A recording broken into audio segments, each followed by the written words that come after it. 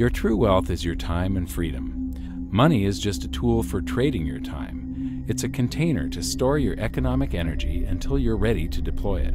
But the whole world has been turned away from real money and has been fooled into using currency. A deceitful impostor that is silently stealing your two most valuable assets, your time and your freedom. Welcome to the rabbit hole. We are entering a period of financial crisis that is the greatest the world has ever known. The wealth transfer that will take place during this decade is the greatest wealth transfer in history. Wealth is never destroyed, it is merely transferred, and that means that on the opposite side of every crisis there is an opportunity. The great news is that all you have to do to turn this crisis into your great opportunity is to educate yourself. I believe that the best investment that you can make in your lifetime is your own education. Education on the history of money, education on finance, education on how the global economy works, education on how all of these guys, the central bankers, the stock market, how they can cheat you, how they can scam you. If you learn what is going on and how the financial world works, you can put yourself on the correct side of this wealth transfer. Winston Churchill once said that the further you look into the past, the further that you can see into the future. This program is all about creating your own crystal ball, being able to gaze into the future, being able to change this crisis, the greatest crisis in the history of mankind, into your great opportunity.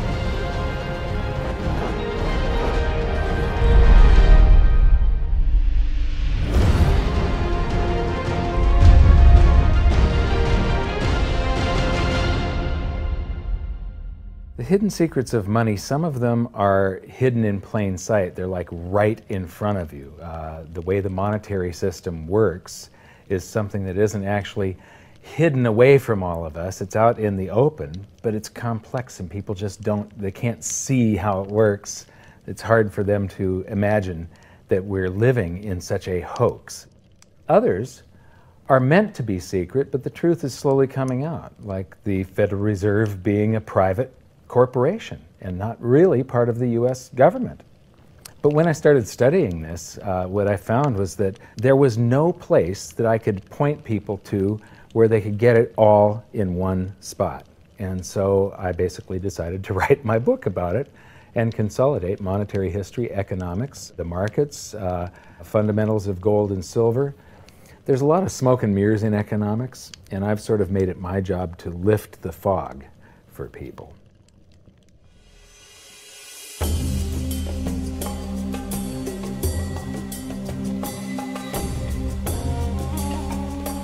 Welcome to Egypt. This is where it all began.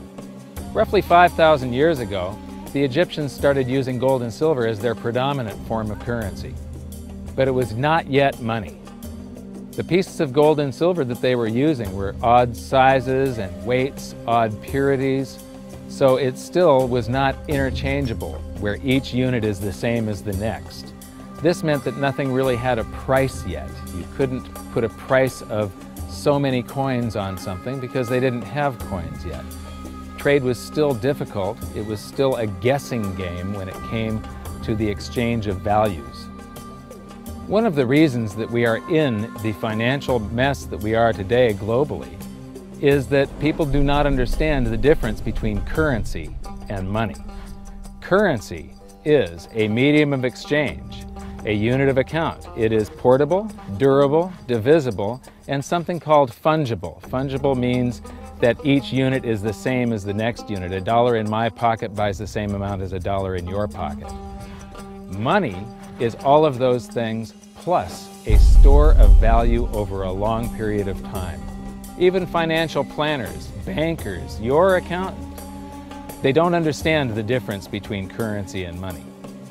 The currency in your pocket is a medium of exchange. It's a unit of account because it's got numbers on it. It's somewhat durable, it's portable, it's divisible in that you can make change, and it's fungible. A dollar in my pocket buys the same amount as a dollar in your pocket. But because governments can print more and more and more of it, and dilute the currency supply, it's continually transferring wealth out of your pocket, out of your bank account, to the government and to the banking system. The reason that gold and silver are the optimum form of money is because of their properties.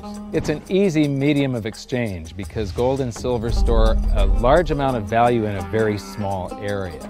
It's a unit of account. Pure gold has the same value all over the planet. So an ounce of gold buys the same amount here in Egypt as it would in China or in the United States. It's durable.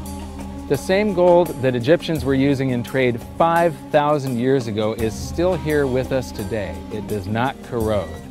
It's divisible. You can make change with it. It's very portable.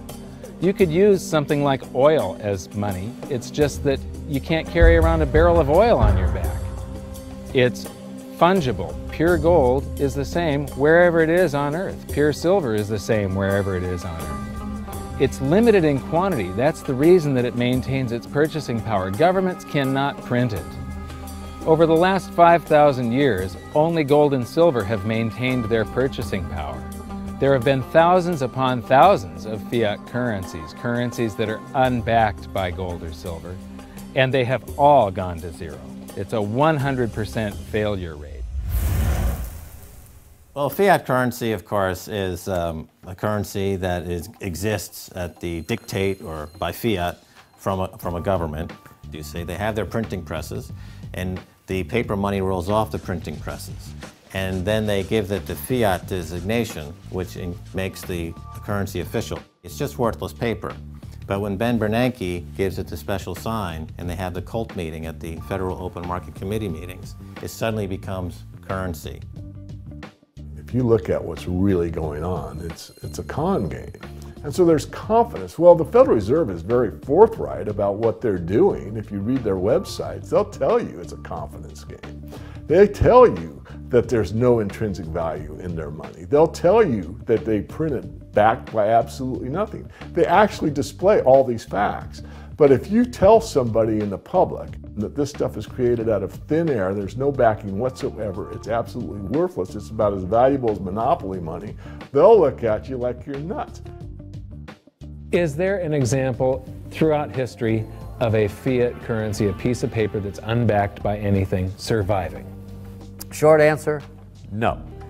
Long answer, no. And here's why.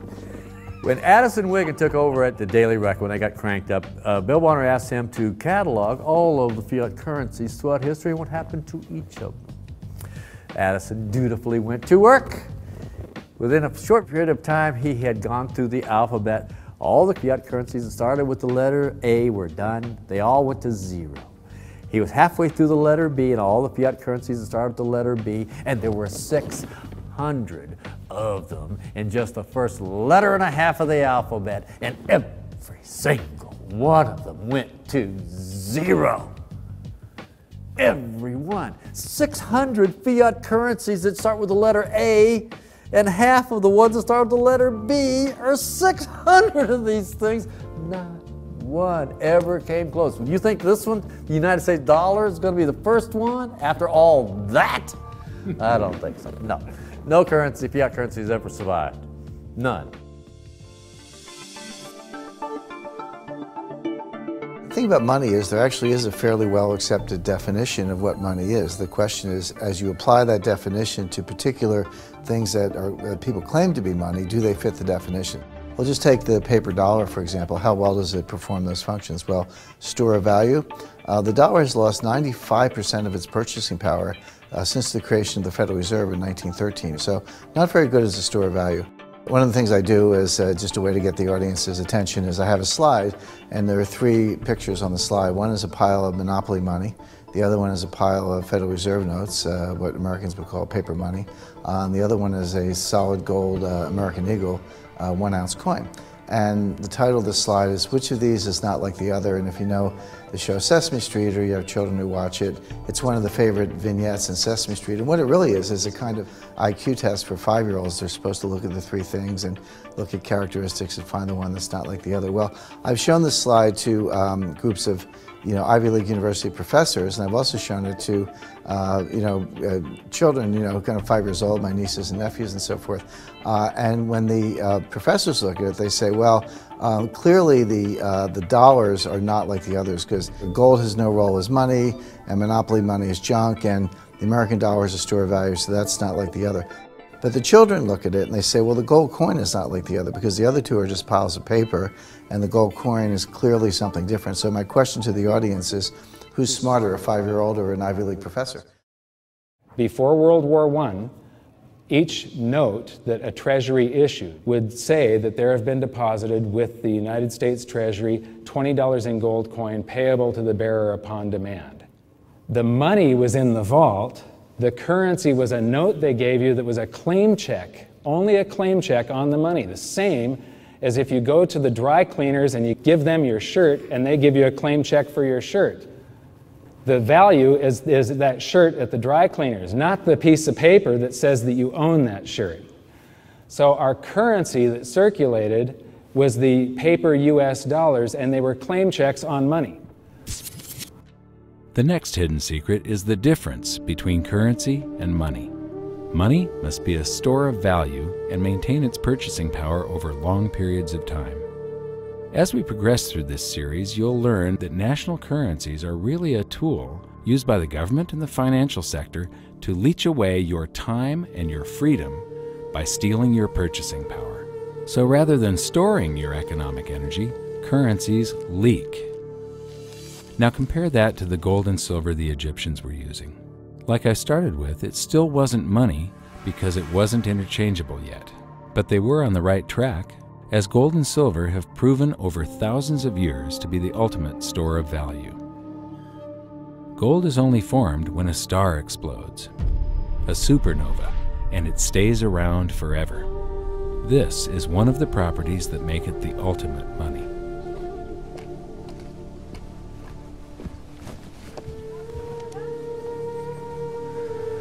People are amazed that after 5,000 years, the pyramids are still here. But what I'm more amazed at is that the currency that the people that built this were using, that currency, that gold and silver that they were using in trade on a daily basis, is still around today. It may have been melted down and re-refined and it's in a coin or a bar or in some piece of jewelry, but it's still with us today and it still purchases something. Yes, it is the ultimate money because there is nothing else even in the same league. It's divisible, it's permanent, it's a store of value, it's a unit of account. It's got everything you want out of money, but it doesn't go away and it can't be increased. That is what makes gold the most beautiful money of all. What more could you ask out of a money? It keeps governments under control. You can maintain a solvent system. Governments don't like gold at present because they're getting away with the fiat currencies, and they'll do everything they can to discredit it as an asset class. I mean, my goodness, gold has outperformed the Dow Jones Industrial Average in each of the last 7 years, yet it's not considered a legitimate asset class. Why? Again, it's the fear that maybe gold will be imposed on the system, that it will constrain government ability to spend beyond its means. They can't print it. They can't print it, no.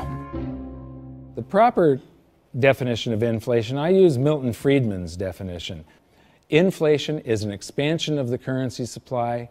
Deflation is a contraction of the currency supply. If you expand the currency supply, eventually prices will rise. And if you contract the currency supply, eventually prices will fall. This is a pool, but it's not a pool of water. This is the currency pool. And these are prices. And if you expand the currency supply, prices like a sponge in water have to rise to suck up the excess currency. Governments never stop printing more currency and adding currency to circulation. Therefore, prices keep on going up, not because the stuff that you're trying to buy is changing. The real estate doesn't change. What has changed is the currency purchases less and less. It's the currency going down, not prices going up. The truth is, what we have that makes our world work right now is a big story. None of it's real. It's all just promises. And if you think about it, that's how currency began to work in the beginning. You know, before we had currency, we had barter. I'll give you 3 coconuts and you give me 4 fish, because that's kind of a fair exchange on coconuts to fish. But that got complicated, so we had to invent this thing called money to be a divisible, portable medium of exchange. And the challenge is that we lost that a long time ago when we lost having things of value be our currency, and now we have this thing called numbers and accounts. But trust me, it is not real. It's a big made-up story. One of the biggest make-believe stories ever is called quantitative easing, which sounds complex, but it's really just a smoke and mirrors term for currency creation. QE started with the banking bailouts back in 2009. This currency was created out of thin air and then given to the banks, who paid themselves record bonuses in reward for crashing the world economy. This is a global phenomenon, but all you have to remember for now is that whether it's QE bailouts or stimulus programs, these are all just voodoo, hocus-pocus terms for increased currency creation. I believe gold and silver will reassert themselves as money.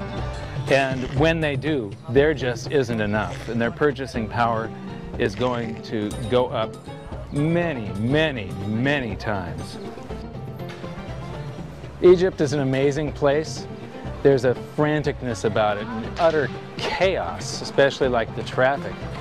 But when it comes to like all of the merchants that are trying to get every last dime out of you, you get fleeced to the point where you come back with an empty wallet. But you know what? They're amateurs compared to Wall Street.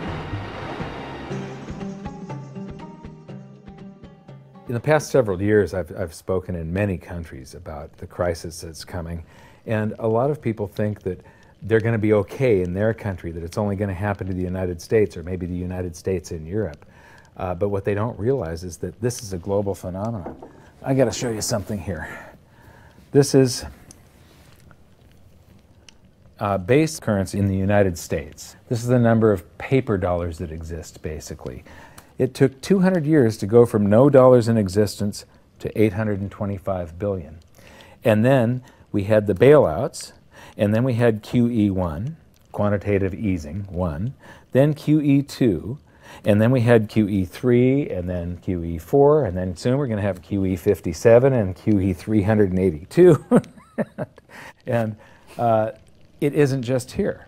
This is what the Canadian currency supply looks like.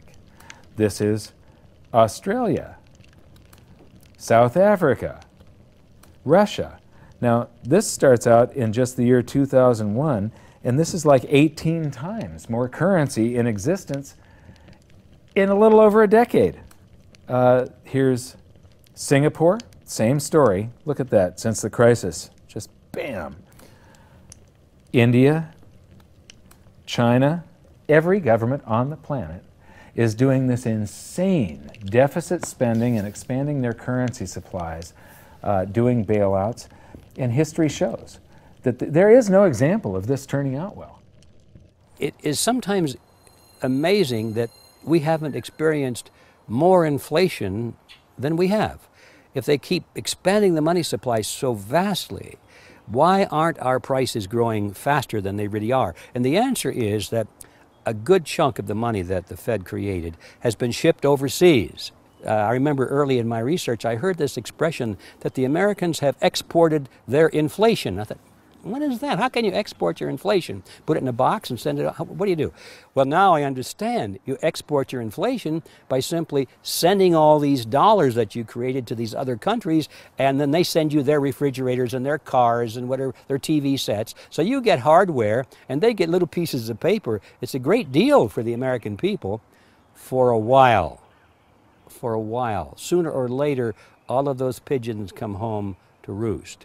When the time comes, as it looks like it's now coming, when the rest of the world is saying, we don't want to play this game anymore, Uncle Sam's dollars are just becoming worthless, there are too many of them, we've got to find something else other than American dollars, then those dollars start to come back to America. People say, we don't want them anymore, what do we do with them? Once this revs up and we've got this little trickle of money coming back that we previously exported, once it becomes a flood and it starts to rush back, now we are getting our former exported inflation brought back to us, and then we'll see the quantity of money inside the United States grow much more rapidly even than the Federal Reserve can create it, because we're getting a previous money back. And that's when we will really see the tanking of the US dollar in terms of what it will buy. During the second round of quantitative easing, global food prices went up 60%.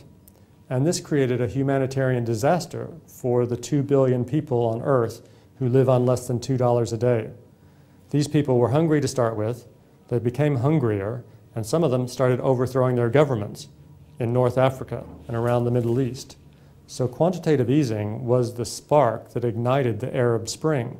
So that's it. When you create money, you get some sort of inflation. It just depends on where the inflation goes. It's all going down, down, down. Peasants are reeling from a game of coins and crowns. Given the premise that you have a permanent underclass or poor class, and how does inflation affect them disproportionately?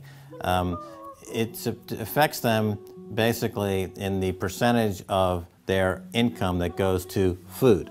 And we see this as a ratio, and we know that there are some danger points. For example, in Egypt recently, once that ratio got to 40% of income going to food and the price of food rising due to inflation, when it got to 40%, that's historically a point where people actually stage a revolution. That's exactly what we saw. The French Revolution, similarly, was all around the price of food getting to a certain critical point where people simply, the risk-reward for revolution was favorable toward revolution. When they print it up, then it all goes down. Well, exactly right, because when you have a runaway inflation, it's punishing the very people who are most productive in society. In other words, the people that produce more than they consume and save the difference. The problem is that those productive people, the savers, save in their national currency. And unfortunately, the national currency is just a fiat piece of paper at this point. So when it's destroyed through runaway inflation, that $100,000 that you were hoping to retire on doesn't exist. And the things that you were going to buy with it and provide for others don't exist either. Now what are you going to do? So that all seems pretty scary. However, this is going to happen, and you can only play the hand that you're dealt. But the great news is that gold and silver always end up doing an accounting of the expansion of the currency supplies. Basically, the will of the public and the free markets. When governments do this kind of stuff to their currency supply, they debase it. Eventually it comes back in inflation. People sense the loss of their purchasing power.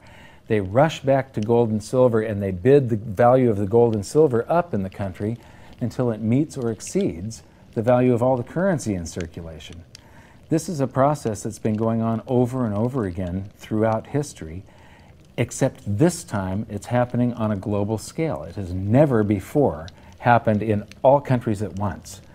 And that means that this is the greatest wealth transfer in history. Therefore, it's the greatest opportunity in history, and it's not going to happen again in your lifetime. So now we've learned that your true wealth is your time and your freedom.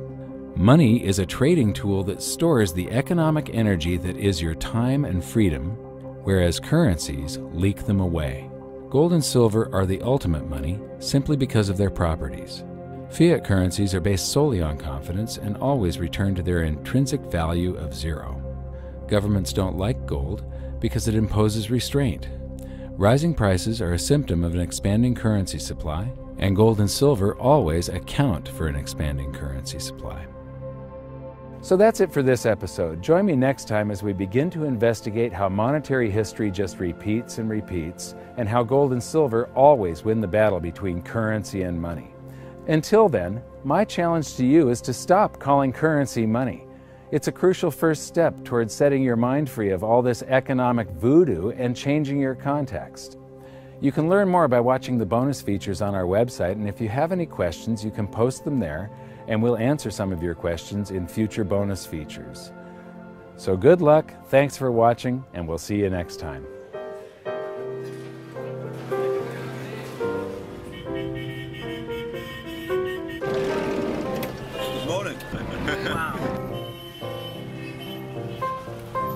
What does fiat mean? It comes from the Latin for crappy car.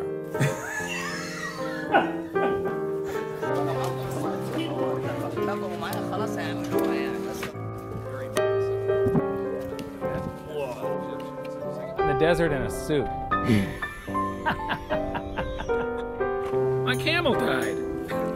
You're not too sure about that, are you? Huh?